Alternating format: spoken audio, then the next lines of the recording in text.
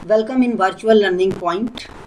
अभी तक हमने अर्थमेटिक प्रोग्रेशन के बारे में जाना था। आज हम एक नया टॉपिक स्टडी करेंगे, क्वाड्रेटिक इक्वेशन। लेकिन इससे पहले अगर किसी ने हमारा चैनल सब्सक्राइब नहीं किया है तो पहले हमारा चैनल सब्सक्राइब कर लीजिए ताकि हमारे नए लेक्चर्स की अपडेट्स आपको मिलती रहें।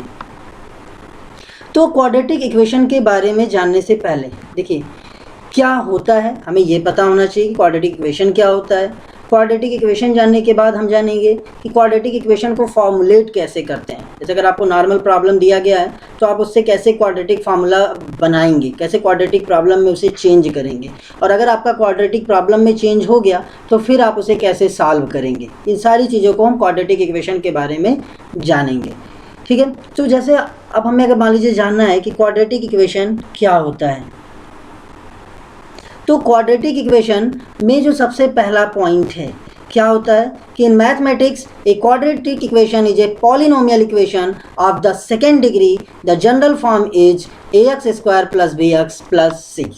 ठीक है, इसको जानते हैं क्या होता है। देखिए क्वाड्रेटिक इक्वेशन को जानने से पहले हमें ये पता होना चाहिए कि पॉलिनोमियल क्या होता है। पॉलिनोमियल के बारे में आपने क्लास 9th में डिटेल में स्टडी किया होगा कि पॉलिनोमियल आपका कोई भी ऐसा अलजेब्रिक एक्सप्रेशन जिसके वेरिएबल, जैसे आपका कोई अलजेब्रिक एक्सप्रेशन है, सपोज करिए मैंने एक अलजेब्रिक एक्सप्रेशन लिख दिया ax + b। ये एक अलजेब्रिक एक्सप्रेशन मैंने क्या कर दिया, लिख दिया। अब इस अलजेब्रिक एक्सप्रेशन की अगर हम बात करें ax + b की, तो कोई भी अलजेब्रिक एक्सप्रेशन जिसके वेरिएबल यहाँ पर क्या है, x है, जिसके वेरिएबल पर पावर क्या होना चाहिए, जिसके वेरिएबल पर पावर जो हो वो क्या हो, होल नंबर हो। जैसे 1 होल नंबर का मतलब क्या हो गया, 1 हो गया, 2 हो गया, 3 हो गया। ऐसा ना हो कि 1.5 हो, 1/2 हो, 3/4 हो, ऐसा नहीं होना चाहिए। होल नंबर होना चाहिए, निगेटिव भी नहीं होना चाहिए कि -1 हो, -2 हो, ऐसा कुछ भी नहीं होना चाहिए। ये आप पॉलिनोमियल में पढ़े होंगे, ठीक है, कि an algebraic expression which variable power has whole number and coefficient is real number is known as polynomial. ठीक है, अब पॉलिनोमियल को कितने तरीके में डिवाइड किया गया था, तो 2 बेसिस पे। एक होता था on the basis of degree, दूसरा होता था on the basis of term. तो डिग्री के बेसिस पर क्या होता था, अच्छा डिग्री क्या होती थी पॉलिनोमियल की, जो उसके वेरिएबल पर मैक्सिमम पावर होता था। जैसे ax + b पे वेरिएबल पर मैक्सिमम पावर कितना, 1, तो ये क्या हो जाता है, लीनियर पॉलिनोमियल। ऐसे किसी पॉलिनोमियल की डिग्री 2 होती तो क्या हो जाता, क्वाड्रेटिक पॉलिनोमियल। डिग्री 3 होती तो क्यूबिक पॉलिनोमियल, 4 होती तो बाई क्वाड्रेटिक। ठीक है, इस तरह से आप बताते थे। टर्म के बेसिस पर भी आपने देखा था, लेकिन उसका हमें यहाँ पर जरूरत नहीं है। तो अब क्या कह रहा है कि एक quadratic equation is a polynomial equation of second degree. इसका मतलब क्या कि उसके वेरिएबल पर पावर जो होना होगा मैक्सिमम, वो कितना होगा, 2। यानी ऐसा पॉलिनोमियल जिसके वेरिएबल पर मैक्सिमम पावर कितना होना चाहिए, 2 होना चाहिए। ठीक है, तो ऐसा जो आपका पॉलिनोमियल होगा, अगर उसी को आप =0 के फॉर्म में लिख दीजिए तो वो क्वाड्रेटिक इक्वेशन बन जाएगा। एक बार फिर से देखते हैं इसे, हमसे क्या कह रहा है, ध्यान से पढ़िए कि एक quadratic equation is a polynomial equation. ठीक है, यानी पॉलिनोमियल इक्वेशन होगा, लेकिन कौन सा, सेकेंड डिग्री का। तो अगर हम आपसे कहें कि सेकेंड डिग्री का पॉलिनोमियल क्या होगा, तो सेकेंड डिग्री का पॉलिनोमियल ये हो सकता है ax² + bx + c। ये क्या हो गया, px = अगर हम लिखते हैं तो px = ax² + bx + c। ये हमारा एक ऐसा पॉलिनोमियल हो गया जो कि सेकेंड डिग्री का होगा, जो कि क्या होगा आपका, सेकेंड डिग्री का होगा। और अगर आप इसी को =0 के फॉर्म में लिख दीजिए तो यही पॉलिनोमियल क्या बन जाएगा, इक्वेशन बन जाएगा। ठीक है, कौन सा इक्वेशन बनेगा, क्वाड्रेटिक इक्वेशन, क्योंकि ये कौन सा पॉलिनोमियल है, क्वाड्रेटिक। ऐसे अगर ax + b आप 0 करते, देखिए ax + b कैसा पॉलिनोमियल था, लीनियर पॉलिनोमियल था। अगर हम fx = ax + b की बात करें तो ax + b कैसा है, लीनियर पॉलिनोमियल है। और अगर हम इसको =0 के फॉर्म में लिख दें तो यही लीनियर इक्वेशन बन जाएगा। यानी इक्वेशन कुछ नहीं है, इक्वेशन जानने से पहले आपको पॉलिनोमियल के बारे में पता होना चाहिए। कोई भी पॉलिनोमियल fx = पॉलिनोमियल fx है, और उसी को अगर हम क्या लिख दें, fx =0 के फॉर्म में लिख दें, यानी इसमें 2 साइड हो जाए, लेफ्ट हैंड साइड और राइट हैंड साइड, तो यही हमारा क्या बन जाता है, इक्वेशन बन जाता है। अब अगर लीनियर पॉलिनोमियल को हम इस फॉर्म में लिखेंगे, इस फॉर्म में, तो लीनियर इक्वेशन बनेगा। क्वाड्रेटिक पॉलिनोमियल को लिखेंगे तो क्वाड्रेटिक इक्वेशन बनेगा। यानी क्वाड्रेटिक इक्वेशन हमारा कहाँ से आएगा, अगर हमसे क्वाड्रेटिक इक्वेशन के बारे में पूछा जाए,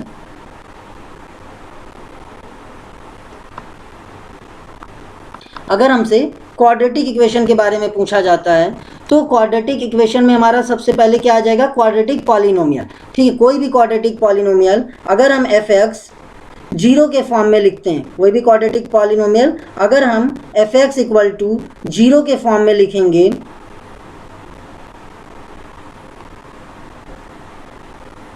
ठीक है। अब देखिए कोई भी पॉलिनोमियल है, ठीक है, कोई भी पॉलिनोमियल आपका यहाँ से है, 1 मिनट, ठीक है, हमने क्या लिख दिया, f(x) = कोई भी पॉलिनोमियल, मान लीजिए हमारा पॉलिनोमियल f(x) है, ठीक है, इसको अगर हमने क्या लिख दिया, =0 के फॉर्म में लिख दिया तो ये हमारा क्या बन जाएगा, इक्वेशन बन जाएगा। अब अगर ये पॉलिनोमियल सेकेंड डिग्री का होगा तो जो इक्वेशन बनेगा वो सेकेंड डिग्री का बनेगा और उसी को हम क्या बोलेंगे, क्वाड्रेटिक इक्वेशन। तो यही चीज़ इसमें पहले लाइन में कही गई है कि in mathematics a quadratic equation is a polynomial equation of the second degree, यानी कोई भी पॉलिनोमियल जो कि सेकेंड डिग्री में है, ठीक है, यानी कि ax² + bx + c, और उसको अगर हमने =0 के फॉर्म में लिख दिया तो यही हमारा क्या कहलाएगा, क्वाड्रेटिक इक्वेशन। ठीक है, where x represent a variable, जहाँ पर x क्या हो जाएगा, वेरिएबल हो जाएगा, ठीक है, जिसे हम अननोन भी कहते हैं, और a b c ये तीनों क्या हो जाएंगे, constant, a constant, b constant और c कांस्टेंट हो जाता है। ठीक है, अब अगर a = 0 हो जाए, ध्यान से देखिए, a = 0 हो जाए तो इसी को हम कैसे लिखेंगे, bx + c = 0 हो जाएगा। तो bx + c अब क्या बना रहा है, लीनियर पॉलिनोमियल, और अब लीनियर पॉलिनोमियल = 0 हो जाएगा तो कौन सा इक्वेशन बन जाएगा, लीनियर इक्वेशन। तो वही चीज़ कहा गया है, अगर a की वैल्यू 0 हो गई तो जो इक्वेशन है आपका ax² + bx + c = 0 वो कन्वर्ट हो जाएगा किसमें, लीनियर इक्वेशन में। इसीलिए आपका इक्वेशन क्वाड्रेटिक हो, इसके लिए ये ज़रूरी है कि a की वैल्यू 0 ना हो, b और c 0 हो सकता है। जैसे अगर हमने लिख दिया 6x² तो ये क्वाड्रेटिक इक्वेशन है, ये आपका क्वाड्रेटिक इक्वेशन है। हमने लिख दिया 7x² + 9 तो ये भी क्वाड्रेटिक इक्वेशन है। हमने लिख दिया 6x² + 8x + 3 तो ये भी क्वाड्रेटिक इक्वेशन है। लेकिन अगर आपने x² के कोफिशिएंट को 0 कर दिया, सपोज करिए आपने 6x² में 6 को 0 कर दिया तो 8x + 3 बचेगा, तो ये कन्वर्ट हो जाएगा किसमें, लीनियर इक्वेशन में, और ये आपका क्वाड्रेटिक इक्वेशन नहीं होगा। ठीक है, तो हमने क्या जाना कि कोई भी पॉलिनोमियल, ठीक है, आपका अगर सेकेंड डिग्री का है तो उसे अगर आप इक्वेशन के फॉर्म में लिखेंगे तो वो आपका क्या कहलाएगा, क्वाड्रेटिक इक्वेशन कहलाएगा। ठीक है, तो वो आपका क्या कहलाएगा, क्वाड्रेटिक इक्वेशन कहलाएगा। फिर आते हैं सेकेंड फॉर्म में। सेकेंड लाइन में हमसे क्या कहा जा रहा है कि the constant a b and c are called. अब इन कांस्टेंट को क्या कहते हैं, तो देखिए जो x² का कोफिशिएंट है यानी कांस्टेंट a, इसको आप क्या कहलाएंगे, क्वाड्रेटिक कोफिशिएंट कहेंगे, क्योंकि यही आपका क्वाड्रेटिक इक्वेशन के लिए रिस्पॉन्सिबल है। तो ये हो गया क्वाड्रेटिक कोफिशिएंट। x का जो कोफिशिएंट है ये क्या रिस्पॉन्सिबल कर रहा है, लीनियर के लिए। अगर ये आपका 0 हो जाए तो bx + c क्या बना देगा, लीनियर इक्वेशन। इसीलिए ये कौन सा कोफिशिएंट कहलाएगा, लीनियर कोफिशिएंट। ये हो गया आपका लीनियर कोफिशिएंट, और c क्या है, कांस्टेंट है सीधे सीधे, तो ये आपका क्या कहलाएगा, कांस्टेंट टर्म। तो आपके जो तीनों कांस्टेंट हैं a b और c, a b और c, a आपका कहलाएगा क्वाड्रेटिक कोफिशिएंट, b कहलाएगा linear coefficient and c is called constant term. ठीक है, तो एग्जांपल इसका अभी मैंने लिखा था, जैसे 2x² - 4x + 1 = 0 क्वाड्रेटिक इक्वेशन है, 4x - 5x² + 2 क्वाड्रेटिक इक्वेशन है, 1 - x² + 300 = 0, ये भी आपका एक तरह का क्वाड्रेटिक इक्वेशन है। आगे चलते हैं। तो अगर हम इसे डिटेल में देखें तो अभी हमने क्या आपको समझाया कि अगर कोई पॉलिनोमियल px है, समझ करिए, और उसको हम 0 के फॉर्म में लिख दें, यानी उसमें 2 साइड हो जाए, क्योंकि पॉलिनोमियल में केवल एक साइड, ऐसे अगर आप लिख रहे हैं px = ax² + bx + c, तो देखिए यहाँ 2 साइड नहीं है, ये इसी पॉलिनोमियल का नाम है px। जैसे इतना बड़ा इक्वेशन लिखने के लिए हमने उसे एक नाम दे दिया कि px नाम का एक पॉलिनोमियल। तो अगर हमें कहीं बात करना है तो ax² + bx + c बार बार ना बोल के हम सीधे सीधे px बोल देंगे। ठीक है, तो यहाँ पर 2 साइड नहीं है, जिसे देख के आप कंफ्यूज करिए कि अरे एक साइड तो px बना रहा है और दूसरा साइड ax² + bx बना, ये दोनों एक ही साइड है, ये इसी का नाम है। ठीक है, तो px = अगर 0 हो जाए, यानी ax² + bx + c = 0 का फॉर्म हो जाए, तो ये इक्वेशन कहलाएगा। जैसे अगर आपका ए एक्स स्क्वायर, ध्यान से देखिए, पॉलिनोमियल और इक्वेशन में डिफरेंस पता होना चाहिए, ऐसे लिखा है तो ये आपका कहलाएगा पॉलिनोमियल, ये होगा आपका पॉलिनोमियल। अगर हमने a x square plus b x plus c ऐसे लिख दिया तो ये पॉलिनोमियल है। अगर मैंने ऐसे लिख दिया ए एक्स प्लस बी तो ए भी आपका क्या है, पॉलिनोमियल। बस ये जो पॉलिनोमियल होगा इसमें आपकी मैक्सिमम डिग्री कितनी है, 2। तो जो ऐसा पॉलिनोमियल जिसकी डिग्री 2 हो उसे हम कौन सा पॉलिनोमियल बोलते हैं, क्वाड्रेटिक पॉलिनोमियल बोलते हैं, उसे हम क्वाड्रेटिक पॉलिनोमियल बोलते हैं। ए एक्स प्लस बी, ए भी पॉलिनोमियल है। ऐसा पॉलिनोमियल जिसकी डिग्री 1 हो, क्योंकि वेरिएबल पर जो मैक्सिमम पावर है, यहाँ वेरिएबल क्या है, एक्स। देखिए यहाँ पर मैक्सिमम एक्स पे मैक्सिमम पावर कितनी है, 2, और यहाँ एक्स पे मैक्सिमम पावर कितनी है, 1। तो अगर आपके वेरिएबल पे जो मैक्सिमम पावर होता है वही डिग्री कहलाता है, और अगर पॉलिनोमियल की डिग्री 1 है तो वो क्या कहलाएगा, लीनियर पॉलिनोमियल। और अगर आपने इसी पॉलिनोमियल को इक्वल टू 0 के फॉर्म में लिख दिया, यानी दो साइड बन गई, left hand side right hand side, तो वो आपका कहलाने लगेगा इक्वेशन। अब अगर आपने लीनियर पॉलिनोमियल को 0 किया तो लीनियर इक्वेशन बनेगा, अगर आपने क्वाड्रेटिक पॉलिनोमियल को 0 किया तो क्वाड्रेटिक इक्वेशन बनेगा। जैसे अगर हमने लिख दिया a x square plus b x plus c equal to हमने कर दिया 0, तो अब ये इक्वेशन बन गया। कौन सा इक्वेशन बनेगा, क्वाड्रेटिक इक्वेशन। कौन सा बनेगा, क्वाड्रेटिक इक्वेशन। और अगर हमने यही लिख दिया a x plus b equal to 0 तो कौन सा इक्वेशन बनेगा, लीनियर इक्वेशन। आपको लीनियर इक्वेशन को भी स्टडी करनी है तो यहाँ पर आपका बन जाएगा लीनियर इक्वेशन। तो अगर ऐसे लिखा रहेगा तो क्वाड्रेटिक पॉलिनोमियल, इक्वल टू 0 लिखा है क्वाड्रेटिक इक्वेशन, ऐसे लिखा है लीनियर पॉलिनोमियल, इक्वल टू 0 के फॉर्म में लिखा है तो लीनियर इक्वेशन। तो इस लाइन का मतलब यही हुआ कि in fact any equation of the form p x equal to 0, p x इसी का नाम है, a x square plus b x plus c को नाम दे दीजिए, इसको नाम दे दीजिए, तो इन्हीं के जगह पर एक सिंगल फॉर्म लिखा गया है। पी एक्स का मतलब कि polynomial which is written in x, ऐसा पॉलिनोमियल जो कि यक्स में लिखा गया हो। यहाँ पर देखिए यक्स में लिखा गया। अब आप पॉलिनोमियल डिटेल में पढ़ेंगे तो आपको समझ में आएगा, ठीक है, क्लास 9th में पढ़े होंगे आप, ठीक है। वैसे इसमें भी है, मैं बढ़ा दूंगा, ठीक है, लेकिन अभी तो आपको इस क्वाड्रेटिक इक्वेशन के बारे में ही बस जानना है।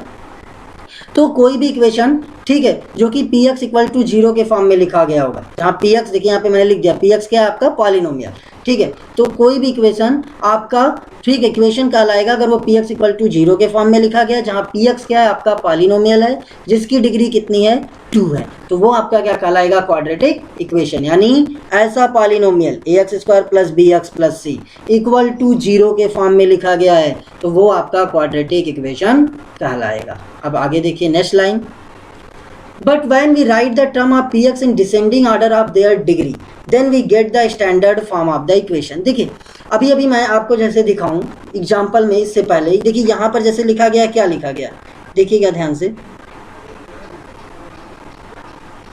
जैसे यहाँ पर लिखा गया 4x square minus 5x plus 2, यहाँ पर लिखा गया 4x square minus 5x plus 2, ये लाइन देखिएगा।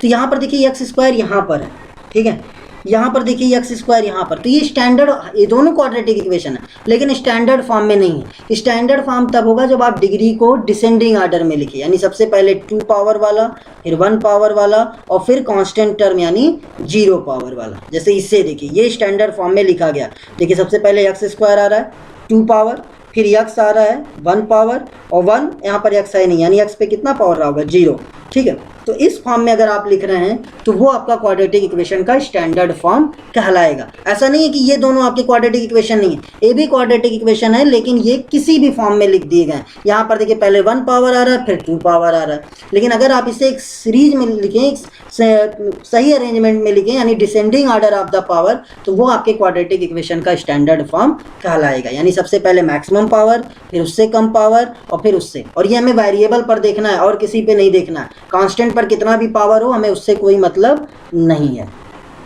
तो वही चीज यहां पर कह रहा है कि when we write the term of px in descending order of their degree then we can get the standard form of the equation। इसका मतलब कि अगर ax square plus b x plus c equal to 0 है, जहां पर a not equal to 0, क्यों not equal to 0, क्योंकि अगर a इक्वल टू 0 हो गया तो ये लीनियर इक्वेशन बन जाएगा, तो a कभी भी आपका 0 नहीं होना चाहिए। क्योंकि पिछले लेक्चर में मैंने अच्छे से आपको कभी भी जस्ट अभी पहले स्लाइड में आपको बताया है मैंने, ठीक है। तो ए आपका 0 नहीं होना चाहिए, तो ये आपका क्या कहलाएगा, standard form of a quadratic equation. लेकिन अगर यही आपका ऐसे लिख दिया जाए, देखिए कैसे, अगर यही मैं ऐसे लिख दूँ bx plus c plus ax² equal to 0, अभी भी ये क्वाड्रेटिक इक्वेशन है, क्योंकि यहाँ पर पावर मैक्सिमम कितना है, 2 है, अभी भी ये क्वाड्रेटिक इक्वेशन है, लेकिन नॉट इन स्टैंडर्ड फॉर्म।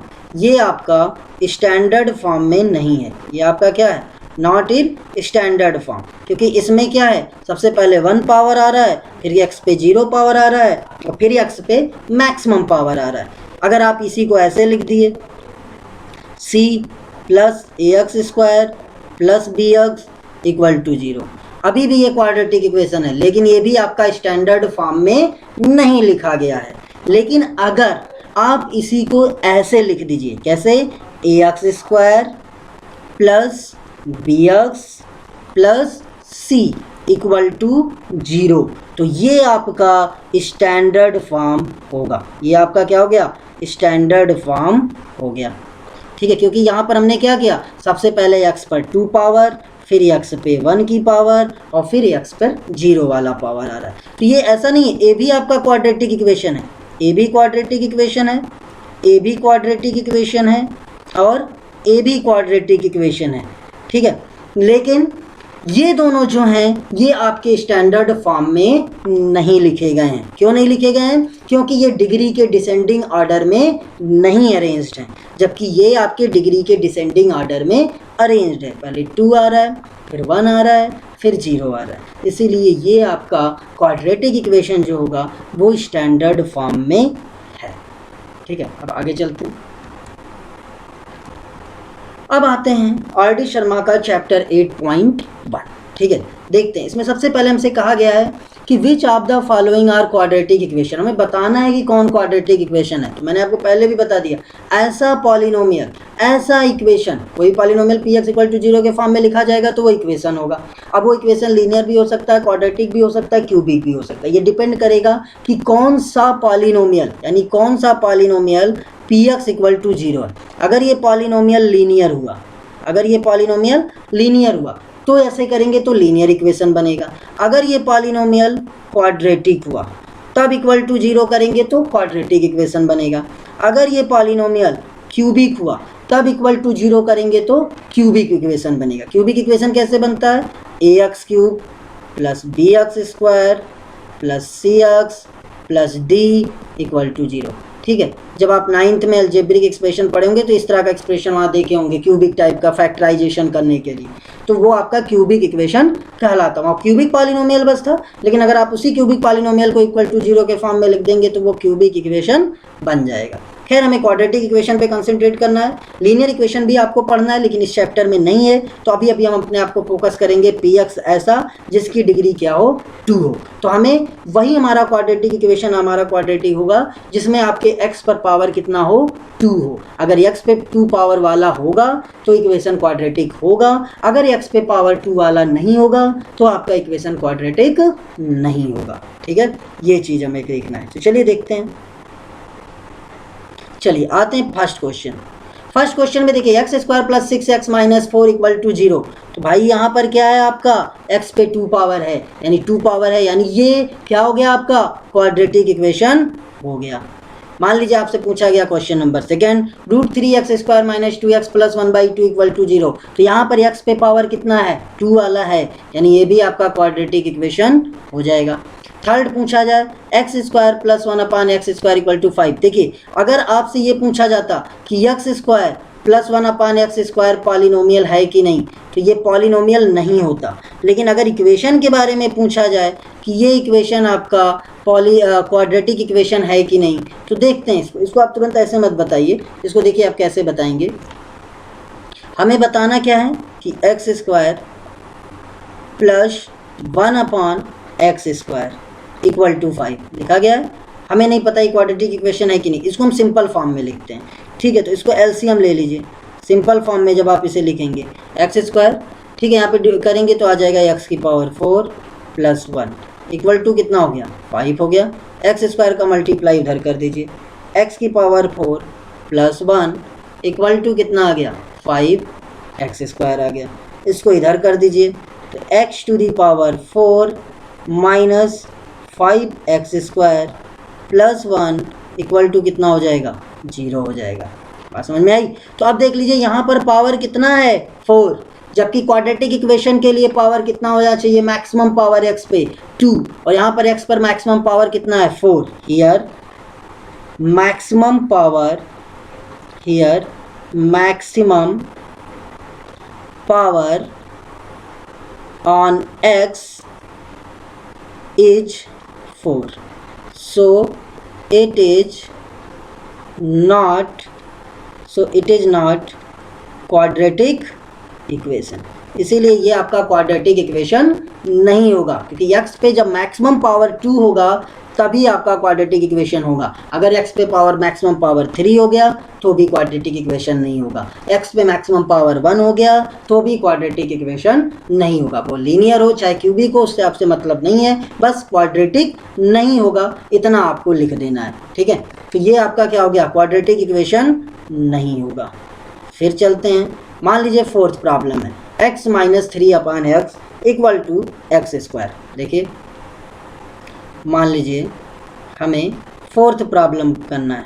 ठीक है, कितना था x minus 3/x equal to x²। x minus 3/x equal to x²। इसको सिंपल फॉर्म में करिए तो आपका एलसीएम कितना आ गया x, यहाँ आ जाएगा कितना x² माइनस 3, यहाँ पर कितना हो गया x² हो गया। फिर देखिए x² माइनस 3, इस x का मल्टीप्लाई यहाँ हो जाएगा तो कितना हो जाएगा x³।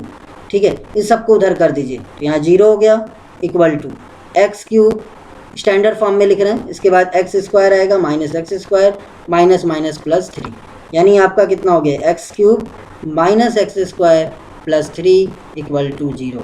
तो यहाँ पर x पे मैक्सिमम पावर कितना है 3 है। x पे मैक्सिमम पावर कितना है, मैक्सिमम पावर कितना है यहाँ पर 3। ठीक है, सो नॉट क्वाड्रेटिक इक्वेशन, इसीलिए ए भी आपका क्वाड्रेटिक इक्वेशन नहीं होगा। ए भी आपका क्या हो जाएगा क्वाड्रेटिक इक्वेशन नहीं होगा। अब आप आंसर चेक करना चाहते हैं तो चेक कर लेते हैं।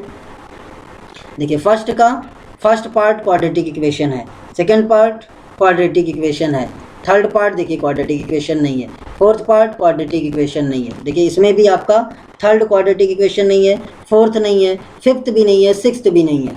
वो आप जब लगाएंगे तो आपको पता चलेगा कि क्यों नहीं है। जैसे यही है, चलिए इसको भी देख लेते हैं। इसको भी 2x² माइनस √3x प्लस 9। देखिए सिंपल फॉर्म में जब तक नहीं हो जाएगा तब तक आप उसे नहीं लिख पाएंगे। सिंपल फॉर्म होने का मतलब कि x पे जो भी पावर हो वो होल नंबर होना चाहिए। जब x पे पावर सारे जहाँ जितने वेरिएबल पे होल पावर हैं, यानी वो पॉलिनोमियल के फॉर्म में लिखा होना चाहिए। अगर पॉलिनोमियल के फॉर्म में नहीं लिखा है तो आप उसे नहीं बता पाएंगे। जैसे देखिए यही क्वेश्चन है, मैं बता रहा हूँ कैसे आप लगाएंगे।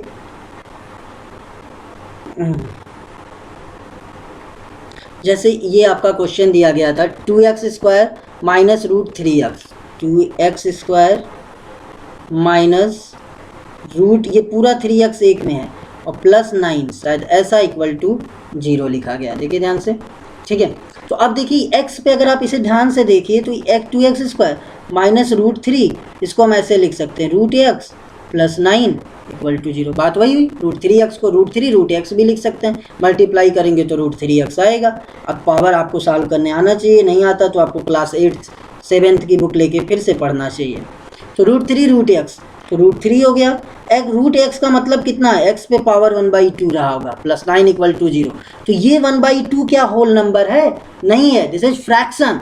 तो यही चीज़ मैं बता रहा हूँ। अगर आपसे ये पूछा जाता है कि क्या ये पॉलिनोमियल है, केवल इतना पूछा जाता है कि क्या ये पॉलिनोमियल है, आपका आंसर होता नहीं, क्योंकि पॉलिनोमियल का डिफिनीशन क्या है कि it is an algebraic expression which variable power is whole number. जिसके वेरिएबल पर पावर क्या होना चाहिए, होल नंबर होना चाहिए। तो होल नंबर क्या हो सकता है, 1 हो सकता है, 2 हो सकता है, 3 हो सकता है, 4 हो सकता है, ये आपका होल नंबर होता है। आपका 0 भी आपका क्या है, होल नंबर है। लेकिन अगर 1/2 कहिए, 1/3 कहिए तो ये होल नंबर नहीं है।